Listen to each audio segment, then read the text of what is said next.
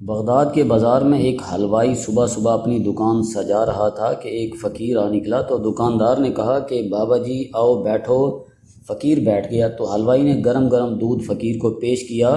فقیر نے دودھ پی کر اللہ تعالیٰ کا شکر ادا کیا اور اس حلوائی کو کہا کہ بھائی تیرا شکریہ، اور یہ کہہ کر فقیر چل پڑا۔ بازار میں ایک فاحشہ عورت اپنے دوست کے ساتھ سیڑھیوں پر بیٹھ کر موسم کا لطف لے رہی تھی۔ ہلکی ہلکی بوندا باندی سی ہو رہی تھی، بازار میں کیچڑ تھا۔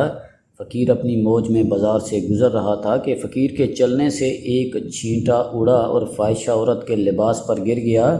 جب یہ منظر فاحشہ عورت کے دوست نے دیکھا تو اسے بہت غصہ آیا۔ وہ اٹھا اور فقیر کے منہ پر تھپڑ مارا اور کہا کہ فقیر بنے پھرتے ہو، چلنے پھرنے کی تمیز نہیں۔ فقیر نے ہنس کر آسمان کی طرف دیکھا اور کہا مالک تو بھی بڑا بے نیاز ہے، کہیں سے دودھ پلواتا ہے اور کہیں سے تھپڑ مرواتا ہے۔ یہ کہہ کر فقیر آگے چل پڑا۔ فاحشہ عورت چھت پر چل رہی تھی تو اس کا پاؤں پھسلتا ہے اور زمین پر سر کے بل گر جاتی ہے۔ اس کو ایسی شدید چوٹ لگتی ہے کہ موقع پر ہی فوت ہو جاتی ہے۔ شور مچ گیا کہ فقیر نے آسمان کی طرف منہ کر کے بد دعا دی تھی، جس کی وجہ سے یہ قیمتی جان چلی گئی۔ فقیر ابھی بازار کے دوسرے کونے تک نہیں پہنچ پائے تھے کہ لوگوں نے فقیر کو پکڑ لیا اور کہا کہ بڑے فقیر بنے پھرتے ہو، حوصلہ بھی نہیں رکھتے۔ فقیر نے کہا کہ کیا ہوا میاں؟ لوگوں نے کہا کہ تم نے تو بد دعا دی اور عورت کی جان چلی گئی۔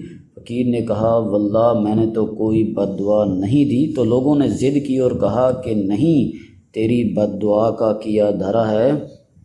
جب لوگوں نے ضد کی تو فقیر نے کہا اصل بات پوچھتے ہو تو میں نے کوئی بد دعا نہیں کی، یہ یاروں کی لڑائی ہے۔ لوگوں نے کہا وہ کیا؟ فقیر نے کہا کہ جب میں گزر رہا تھا اور میرے پاؤں سے چھینٹا اڑا اور اس عورت کے لباس پر پڑا تو اس کے یار کو غصہ آ گیا، اس نے مجھے مارا تو پھر میرے یار کو بھی غصہ آ گیا۔